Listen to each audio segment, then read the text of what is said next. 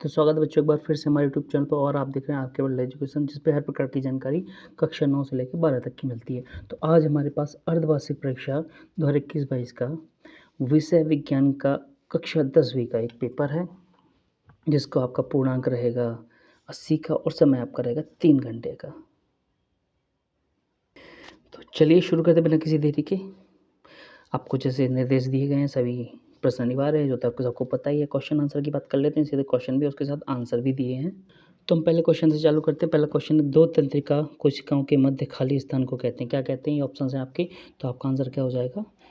ये हो जाएगा आपका आंसर सिनेप्स कहते हैं। ओके, चलिए आगे बढ़ते हैं। अगला क्वेश्चन क्या कहता है? अगला क्वेश्चन कहता है कि निम्नलिखित में कौन सा भौतिक परिवर्तन नहीं है? तो आपका क्या आंसर हो जाएगा? एलपीजी का दहन। ओके, चलिए आगे बढ़ते हैं। तीसरे की बात कर लेते हैं। तीसरा क्वेश्चन है कि कोई विलयन लाल लेटमस को नीला कर देता है, इसका पीएच मान संभवतः क्या होता है? तो लगभग 10 होता है, फिक्स 10 नहीं होता, बट आपका आंसर हो जाएगा 10। ओके, लगभग 10 होता है, तो इसका आंसर हमेशा 10 ही होगा। चलिए आगे बढ़ते हैं कि मानव नेत्र के जिस भाग पर किसी वस्तु का प्रतिबिंब बनता है वो कहलाती है, क्या कहलाती है? दृष्टिपटल। ये आपका आंसर होगा। चलिए आगे बढ़ते हैं। आगे है कि रासायनिक अभिक्रिया में भाग लेने वाले पदार्थ कहलाते हैं, क्या कहलाते हैं? तो आपका आंसर हो जाएगा अभिकारक। आगे है कि टमाटर का अम्ल, टमाटर में अम्ल उपस्थित होता है, कौन सा वाला होता है? तो आपका आंसर क्या हो जाएगा? तो आपका आंसर मैं बता देता हूँ, यहाँ पे होता है सी, साइट्रिक एसिड इंग्लिश। तो आज मैं आपको एक न्यू ऐप के बारे में बताने जा रहा हूँ, जो पढ़ाई के क्षेत्र में काफ़ी पॉपुलर होती जा रही है। यह हर प्रॉब्लम का सॉल्यूशन देगी, चाहे वो क्वेश्चन हो, डाउट हो या कोई भी कॉन्सेप्ट समझ में ना आ रहा हो। बोर्ड हो, जेई, नीट, उसका सॉल्यूशन है सिर्फ फ्लो ऐप। आप अपने डाउट को किसी भी समय क्लियर कर सकते हैं इन दीज 3 स्टेप्स। आप अपने मोबाइल में जाइए, प्ले स्टोर या ऐप स्टोर में जाकर डाउनलोड करें, फिर फ़ोन नंबर से साइन अप करें और क्वेश्चन का पिक लेके या टाइप करके सबमिट करें। फिर वो फ्लो ऐप आपको 60 सेकंड में इंडिया के टॉप एक्सपर्ट से लाइव कनेक्ट कर देगा। और अगर आप मेरा कोड यूज़ करना चाहते हैं तो आपको 10% का डिस्काउंट मिल जाएगा। तो अभी जाइए, डाउनलोड कीजिए फ्लो ऐप और मेरा कोड स्क्रीन पर दे दिया गया है। जाइए और डाउनलोड कीजिए फ्लो ऐप। प्लस में ले सकते हैं साइट्रिक एसिड। ओके, चलिए आगे बढ़ते हैं। आगे देख लेते हैं क्या है। लेंस की क्षमता का सही मात्रक कितना है? क्वेश्चन क्या है आपका? लेंस की क्षमता का सही मात्रक क्या क्या है, किससे डिनोट करते हैं? उसको डी से डिनोट करते हैं और डायोप्टर से लिखा जाता है। ओके, इसका आंसर होगा डायोप्टर। चलिए आगे बढ़ते हैं। आगे है कि स्वस्थ मनुष्य के लिए दृष्टि की न्यूनतम दूरी 25 सेंटीमीटर है। ठीक, चलिए आगे बढ़ते हैं। अब रेगिस्तान की बात कर लेते हैं, जिसमें आंसर नहीं है, बट मैं आपको आंसर साथ में बताता रहूँगा, तो आप सुनते भी रहें और साथ में देखते भी रहें, क्योंकि देखने में जो मैं थोड़ा सा लिखूंगा ना, वो हो सकता है इधर उधर हो जाए, लेकिन सुनने में एकदम क्लीन होगा। ओके, क्लीन एंड क्लियर होगा। चलिए पहला क्वेश्चन है कि सोडियम हाइड्रोजन कार्बोनेट का सामान्य नाम क्या है? तो इसको हम बोलते हैं खाने का सोडा, खाने का सोडा। ओके, मीठा सोडा है, खाने का सोडा बोल सकते हैं। आगे सर्वाधिक क्रियाशील धातु क्या होती है? तो इसका आंसर क्या हो जाएगा आपका? फ्रांसिम, फ्रांसिस बोलते हैं इसको, फ्रांसिम बोलते हैं, माफ़ी चाहूँगा, फ्रांसिम।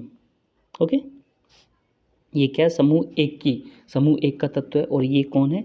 मानव निर्मित है, मानव निर्मित, ये इंसानों ने मिलकर बनाया है। आगे चलते हैं कि द्रव अवस्था में पाई जाने वाली अधातु, यहाँ पे याद रखना अधातु है ना कि धातु। ठीक है, धातु मैं अलग बता दूंगा, क्वेश्चन आ जाएगा या फिर आगे आएगा, तो नहीं मैं यहीं बता देता हूँ कि क्या है द्रव अवस्था में पाई जाने वाली अधातु, कौन सी है? पारा। पारा जिसको आपने देखा भी होगा, इसको क्या एजी से डिनोट करते हैं, एजी। ठीक है, मर्क्यूरी और बोलते हैं इसको इंग्लिश में, क्या बोलते हैं? मर्क्यूरी। डन। आगे बढ़ते हैं कि कैल्शियम ऑक्सी क्लोराइड का सामान्य नाम क्या है? तो इसका नाम क्या हो जाएगा? विरंजक चूर्ण, विरंजक चूर्ण, आपने सुना होगा इसका नाम। चलिए आगे बढ़ते हैं। इस तंत्रिका कोशिका की प्रमुख इकाई क्या होती है? तो इसका आंसर आ जाएगा न्यूरॉन। ठीक है, चलिए आगे देख लेते हैं, और भी हैं। आगे है कि धात्विक ऑक्साइड प्रायः होते हैं, कैसे होते हैं? धात्विक ऑक्साइड हमेशा होते हैं क्षारीय। ठीक, आगे देख लेते हैं। हमारे शरीर में नियंत्रण एवं समन्वय कार्य, नियंत्रण कौन करता है? तो नियंत्रण का काम करता है तंत्रिका तंत्र। ओके, यह तंत्रिका कोशिका बनती है ना, इससे तंत्रिका तंत्र। और समन्वय की बात कर रहे थे यहाँ पे, समन्वय तो कौन करता है समन्वय?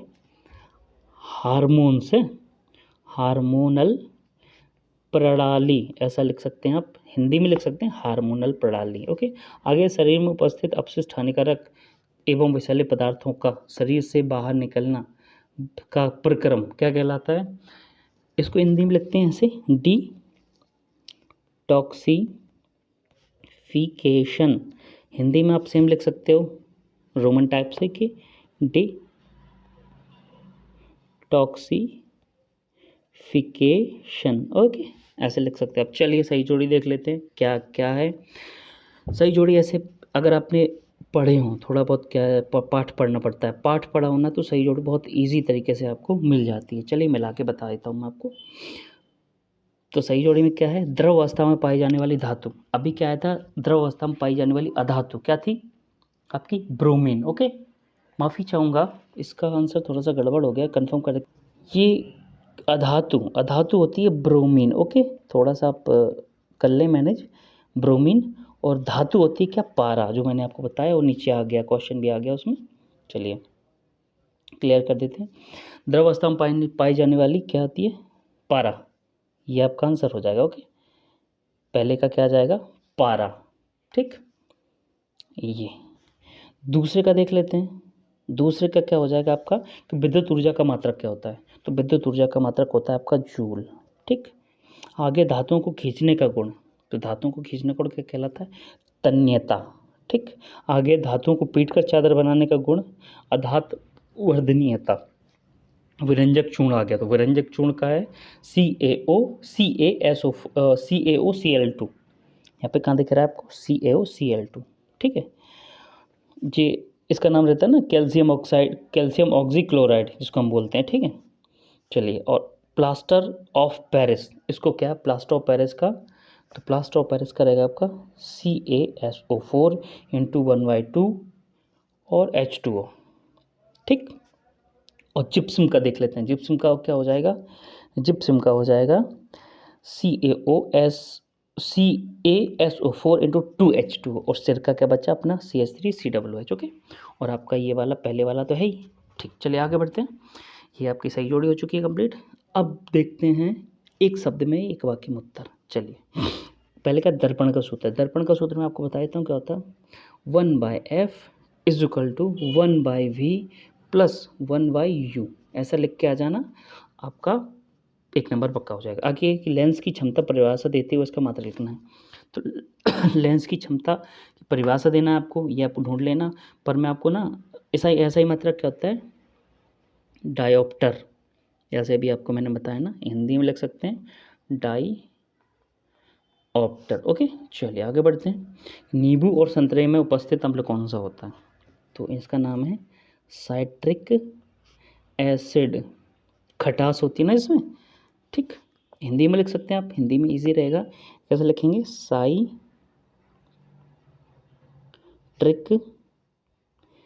एसिड, जैसा आपको समझ में आया वैसा लिख सकते हैं आप। आगे बढ़ते हैं कि अष्टक नियम किसने प्रतिपादित किया था, इंपॉर्टेंट चीज़ है।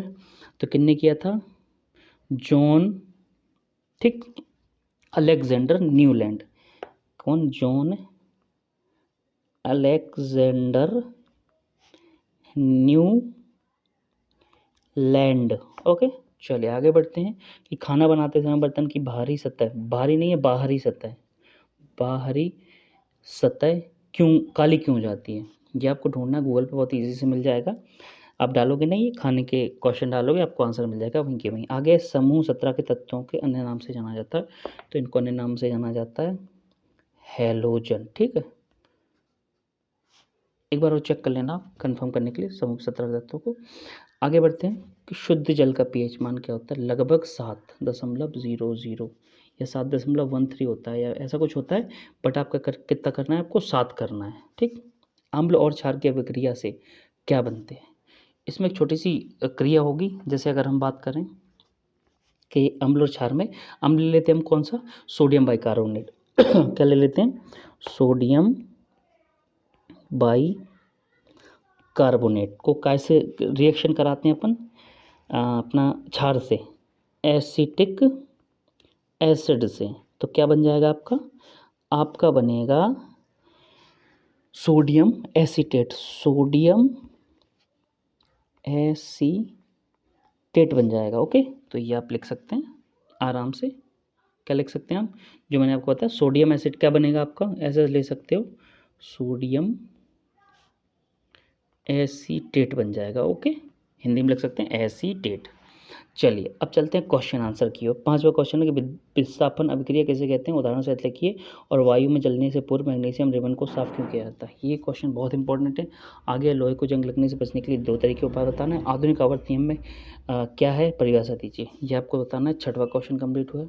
ऐसे ही ऐसा ये 7वां है, भविष्य को 7वां है, आयनिक की यौगिक उछलना और अपवर्तन के नियम। 8वां भी यही है, विद्युत विभव किसे कहते हैं और अब इसका मतलब लिखना। और अपवर्तनांक से आप क्या समझते हैं, आगे देख लेते हैं। लेंस की क्षमता से आप क्या समझते हैं, इसका मात्रक बताइए। ठीक है, लेंस को कैसे, डायोप्टर डी से मापा जाता है। ठीक, चलिए। और न्यूलैंड कास्टक नियम बताते हुए इसकी सीमांक लिखिए। आगे है 2 मीटर फोकस दूरी वाले अवतल लेंस की क्षमता और एक गोली दर्पण की वक्रता त्रिज्या 20 सेंटीमीटर है, इसका फोकस न्यूनतम दूरी, ये तो रट ही लेना। कौन सा वाला, ये वाला, एक गोलीय दर्पण की वक्रता त्रिज्या वाला। ओके, 11वीं की बात करते हैं। श्वसन को ऊष्मक्षेपीय अभिक्रिया क्यों कहते हैं और उसका अथवा में संचारण एवं विकृत गंधिता को उदाहरण से समझाइए। बहुत इंपॉर्टेंट क्वेश्चन है ये सारे के सारे। ठीक, ऐसे ही आप देख लेना। 12वीं का देख लेना आप, 12 देख लें आप, 13 भी देख लें। अम्ल, प्रबल अम्ल और प्रबल क्षारों का नाम। अगले मैंडलीव की आवाज सारणी IMP, ये तो आपको मिल ही जाएगा उसमें। ठीक है, आगे है तारें क्यों टिमटिमाते हैं, ये भी। और प्रिज्म में प्रकाश के अपवर्तन का नियम बताइए। ये पता है क्यों बता रहा हूँ आपको मैं, सुनने में ऐसा आया है कि फाइनल पेपर जो आपके होंगे 12 फरवरी से, इट मे बी पॉसिबल कि हो सकता है वो कैंसिल हो जाएं।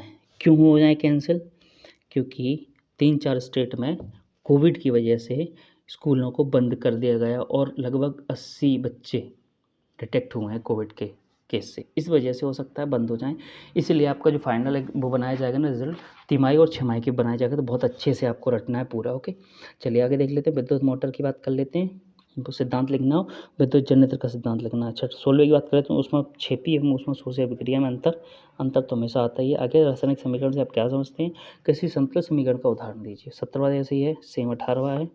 थोड़ा आगे चलते हैं, बहुत इंपॉर्टेंट है। 19वां भी यही है, 20वां भी यही है, 21वां और 22वां, इतने भी क्वेश्चन है ना सारे के सारे, ये मान लो मोस्ट इंपॉर्टेंट रखे हैं मैंने, मोस्ट IMP। ओके, इससे आपका पेपर कहीं बाहर नहीं जाएगा अर्धवार्षिक का। ओके, अच्छे से करें। और आपको वीडियो पसंद आया तो लाइक करें, साथ में चैनल को सब्सक्राइब ज़रूर कर दें, प्लीज़ करके चैनल को सब्सक्राइब कर दें। बाकी बेल आइकन प्रेस करें ताकि जो भी वीडियो पुट करूँ आप तक पहुँचे, और बेल आइकन ऑल पे क्लिक कर दें उसको, ताकि जो भी वीडियो डाल सारी की सारी वीडियो पुट करूँगा मैं वो आप तक पहुँच ही जाएंगी। ओके, मिलता हूँ अगली वीडियो में कुछ ऐसे क्वेश्चन आंसर के साथ।